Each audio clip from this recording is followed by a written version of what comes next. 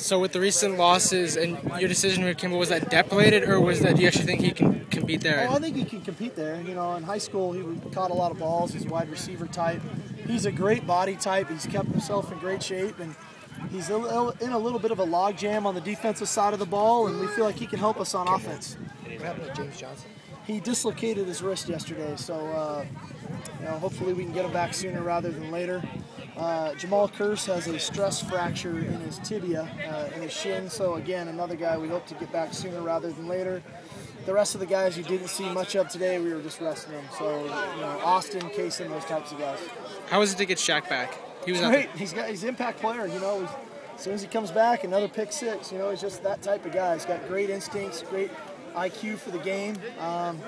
It's good to have him back. How much of that is instincts and how much of that is just pure closing speed? I mean, he jumped that route so fast. I think it's both, you know, quite honestly. I think he's got the instincts, and then his closing speed allows him to go make those plays. And, you know, that's what makes him unique, you know. And so it's great to have him back. He got a lot of valuable reps today, and we'll continue to as we move forward. Seems like walk-on lineman Michael Knipe has been getting some kind of working his way up the depth chart. Well, we've been playing all those young kids, you know, and Michael's another one of them. And you know, whether it was Eldrinkamp or Brostick or Dean, to get Corey English going, to get him healthy going out there. I mean, all of our young linemen have been progressively working their way in more and more and more, which is a really good thing.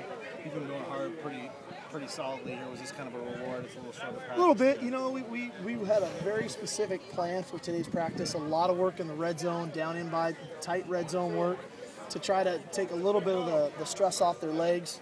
We've been going hard. We gave a couple of the guys a day off today. Obviously the heat and all the things that go into it. This just felt right. We got come back with a double day tomorrow. So we're going to go jump in the lake. Literally? Huh? Literally? Literally. Right here? Right here. How was that? Are you concerned about running back depth? I mean, you know, it does take a hit a little bit. Yeah, but you know, we know who our primary backs are. We have to be smart in how we practice. I think we know how to do that. Obviously, there's opportunities for guys to emerge and to do things. I think Desmond Petty has come on the last week. I've talked about Eric Wilson at length about what he's done so far in camp. So, again, it's not ideal, like a couple other positions we have on our roster, but something that we just have to monitor. But I feel good about the guys that we have. Would it change decisions? You know, Jesse's one of your better kick returners as well. Would that change? I don't think so. You know, I mean, again, football's football, and you're gonna take some hits and all that. You know, I think we have some capable returners, and we just have to see them continue to return. I mean, Jadon Mickens, Shaq Thompson, Marvin Hall, those types of guys are good kick returners as well. So if they prove that they can handle that, then they'll be back there as well. Is Coons pretty much locked down the kicking job, would you say? Yeah, he looks great. He's been tremendous, and you know, and I think we like what Corey's doing in the punting game. He's got to get his consistency right. Approaching that, got a lot of work with the second team at the quarterback there. I'm sorry, I didn't hear that. It seemed like Derek got a lot of work with the second team. We're trying to, you know, we're counting reps like crazy every day, and certain days are designed for certain guys, and today was kind of Derek's day to get extensive work there, and I think Derek has done some really nice things. He's improved in a lot of areas. That, you know, it's again the consistency for Derek, you know, of understanding that, and that's part of the progression of being a young quarterback and progressing through the process of, you know, okay, this is his second full camp. Things should come a little easier to him. So, you know, I've been, for the most part, impressed with what he's done. There's been some areas that we need to continue to work on. Areas you're most happy with, you know, but you're approaching the halfway point. I would say that our passing game offensively, the receiving core, I'm pleased with those guys, including the tight ends. A lot of playmaking ability within that group, the tight ends, the wideouts. Very pleased with the two lead backs. I thought they've had tremendous camps so far.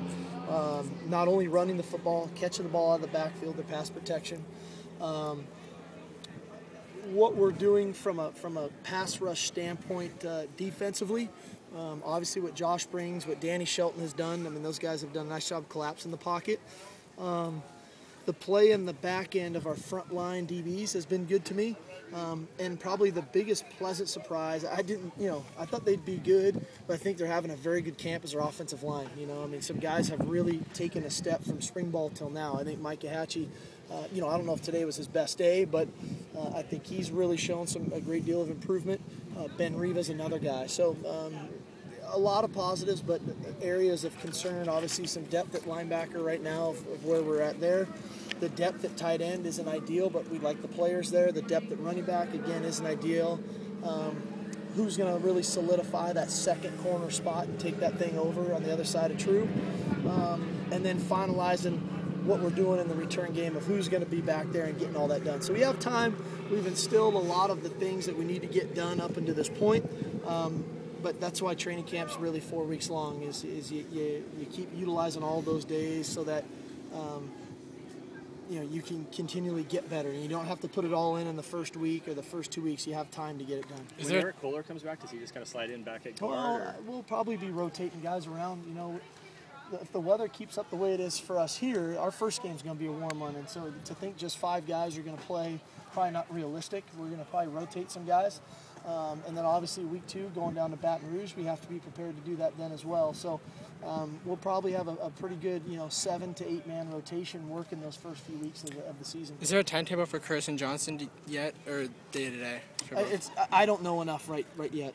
They happen obviously in last night's practice pretty late, and so it's hard to get everything done by now. So hopefully I have more information for you guys tomorrow. You mentioned you liking the receiver depth. Obviously James being out maybe hurts that a little bit, but you feel confident with the other guys we got that are some there? pretty quality guys. Obviously Cason's had a great camp up to this point. Jadon has had an impact. Kendall Taylor's had an impact. You have the reliable guys in DeAndre Campbell and Cody Bruns that are there. We have some guys that are close to being those types of guys in Marvin Hall.